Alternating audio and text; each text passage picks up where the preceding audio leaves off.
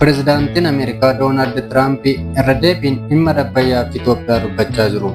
Dubbiin isaanii kun erga Itoophiyaa fi Masriin waraarsa jedhanii xalayaa Masriitti ergan booda dhufeera. Tiraamp wantoota bara bulchiinsa isaanii waggaa jalqabaatti dalage jedhan keessaa fooramii dinagdee addunyaa cinaatti pireezidaantii Masrii waliin yeroo mari'atanis dhimma kana dubbataniiru. Masrii fi Sudaan waamicha marii Tiraamp akka fudhatan ibsaniiru. Itoophiyaan dubbii Tiraamp irratti ifatti wanti dubbattan jiru. Maaliif callifte? Itoophiyaan maal gochuu qabdi? Waamicha Tiraamp dhaquu qabdi?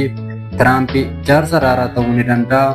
Kanaaf dhimmoota kanarratti ekspertii Itoophiyaa dhimmoota lageen daangaa ce'an irratti muuxannoo kan qaban obbo Faqqaa Nagaash marii hidha Abbayyaa fi laga Abbayyaa keessatti Itoophiyaa bakka bu'uun hirmaataa turan. Yeroo ammaa misooma bishaanii, bishaan daangaa ce'anii fi dippiloomaasii hariiroo irratti dhuunfaan gorsa kennu.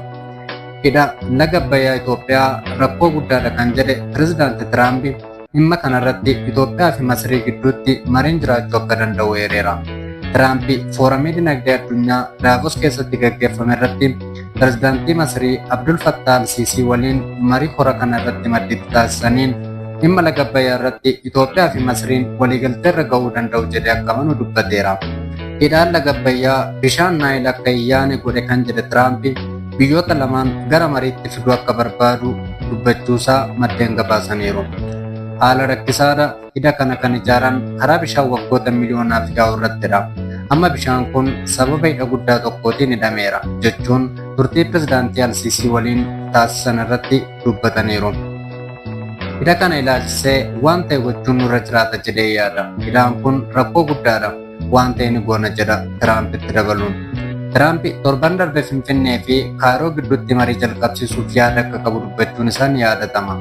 Ati pireezidaantii cimaadha jechuun al-Siisii kan dinqisiifate Tiraamp hariiroo Masrii waliin qaban jabeeffachuuf akka hojjetanis yeroo marii taasisan kanatti ibsuu isaa Forex News gabaaseera.